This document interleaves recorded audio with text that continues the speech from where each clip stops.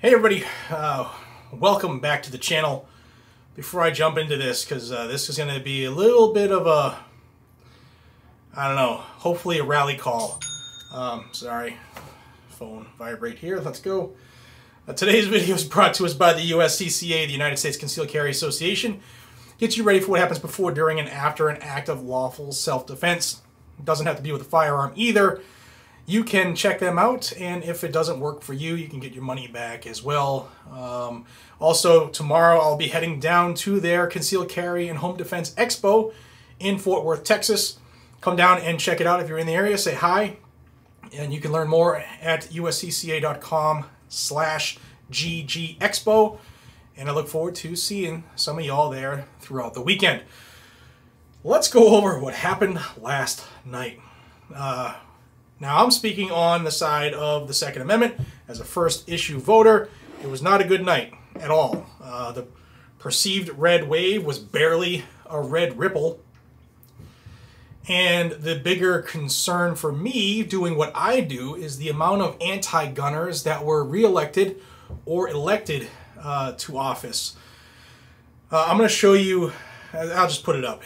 Here's a picture that was put up by Everytown, and they are praising the amount of volunteers and gun violence survivors that they helped run for office, and some of them were elected. So that's going to make things that much harder for us, and I say this because I'm going to say they have figured it out. The anti-gunners have figured out their way into the fabric of the states, and I'll discuss that here in a second. I'm going to go down a list of what concerns me, and I want you to tell me down below if you agree with this list or not. While we're at it, hit that thumbs up and subscribe to the channel if you are more interested in voting for our rights than voting on the emotion of the lies that were told leading up, on both sides, leading up to the election. So these are some of the people who want office that concern me, because these people are all anti-Second Amendment. They have been for forever, some of these people for decades, and they were either promoted to a higher office or reelected, which says a lot about the states in which these people were elected or reelected. Number one, we'll start here in Massachusetts, where Maura Healey, who is currently the Attorney General, probably the most anti-gun Attorney General we've ever had, she was just voted in as governor. She's a governor-elect now, and not only did she win, but she kicked ass. I mean, mathematically, Republicans are way outnumbered in states like Massachusetts, but to not get people to, I don't know, whether it's candidates that need to be better or people in education needs to get better on the real facts, it wasn't a good showing, not only in Massachusetts, but across the board. We'll go to Michigan. Gretchen Whitmer, the girl who is about as anti-gun as Maura Healey, she was reelected as governor. New Mexico, Michelle Lujan Grisham. She's no friend of the Second Amendment, yet people voted her back into office. Kathy Hochul in New York won. Kathy Hochul in New York won. So New York, I mean, this is our fight just got it harder last night, but that's why we do this. That's why I'm telling people this, so we can stay vigilant. Pennsylvania voted in their anti-gun Attorney General, Josh Shapiro. They said, you know what, we love how much you tread on our rights. Why don't you become governor? And let's stay in Pennsylvania. They elected Fetterman as a U.S. Senator. Fetterman, the guy who said he wanted to let murderers out of prison during a debate, and then that night, one of the people who were let go under his program murdered somebody. You can't make this stuff up, man. California reelected Newsom. Arizona reelected Katie Hobbs. And Kari Lake she should have won. Let's go to Georgia. It's still too close to call, they say, because Georgia still has some, the way they count votes is different. Yeah, of course it is. Of course it's different. But it looks like Raphael Warnock might edge out Herschel Walker, or is going to edge out Herschel Walker. Regardless of what you think of Herschel Walker, Raphael Warnock is no friend of the Second Amendment.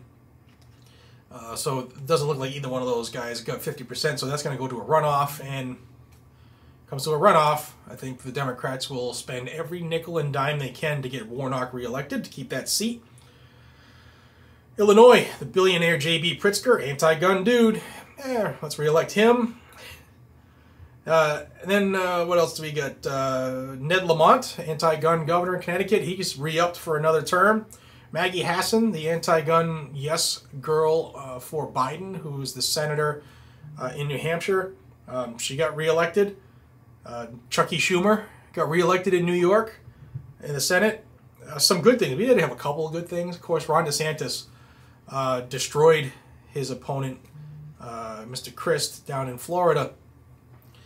And DeSantis flipped a heavily, historically blue area, Miami-Dade County. He flipped that to Republican and won handily, which says something for his potential aspirations going forward. He did really, really well in Florida. Ohio reelected Mike DeWine.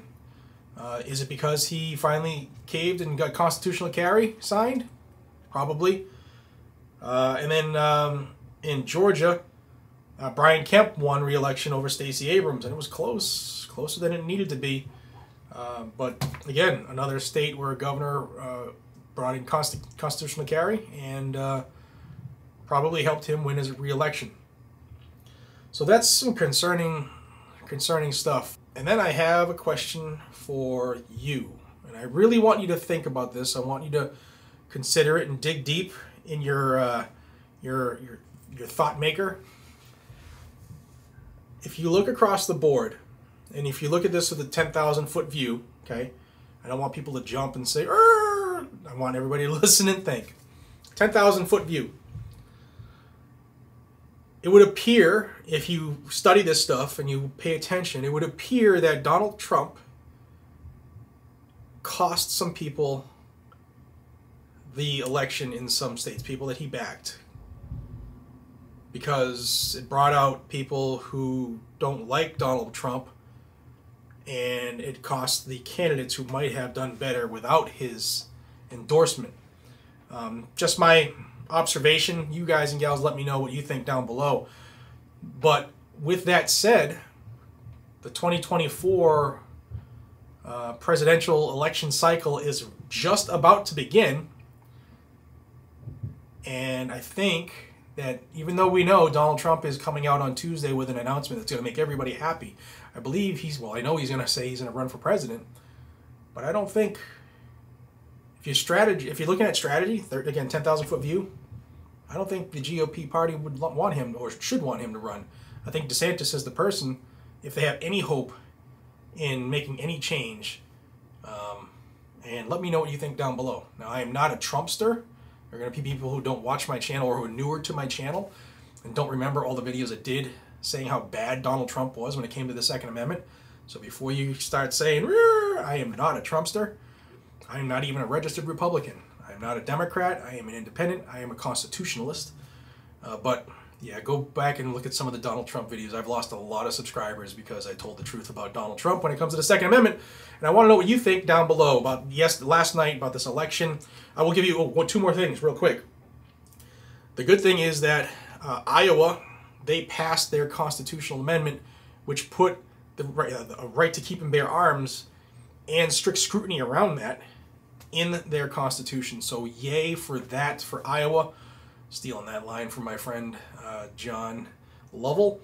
And then the bad part is right now it is still too close to call, but it appears that it's 51% to 49% in favor of ballot measure 114 in Oregon, which means that American citizens are looking to vote out a right and make a right a privilege, and that's disgusting.